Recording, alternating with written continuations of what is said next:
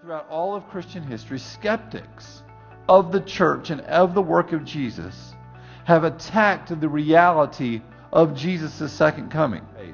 But there is in our culture and in the skeptics of Christianity a bias against the supernatural, meaning I've never seen it, I've never experienced it, can't really be true. That logic is unbelievably flawed. The reason that I believe and go to a church that the miraculous still happens, that the people of this church and the elders of this church have faith that the miraculous still happens, is because the miraculous in fact is a foretaste of a heaven to come. The miraculous happening here and now is a taste, a glimpse, a shadow of a future reality in heaven. So every time someone is healed of cancer, it is a foretaste of a reality in heaven where cancer has been defeated entirely.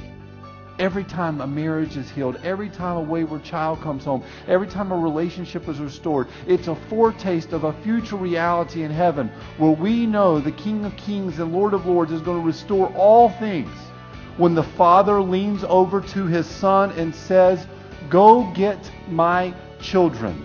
At that moment, history culminates and the veil between heaven and earth will be ripped in two, and Jesus will step down on the Mount of Olives, and the whole world will know in an instant who owns the title deed to the earth.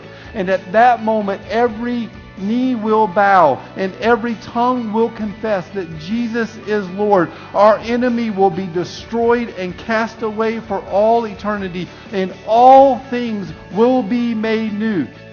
And until that day, that glorious resurrection day, when all the dead in Christ shall rise, we get a glimpse of heaven, because until then, the same Spirit that raised the little boy of God the Father from the dead dwells in all people who place their faith in Jesus. You have hope, because He shall return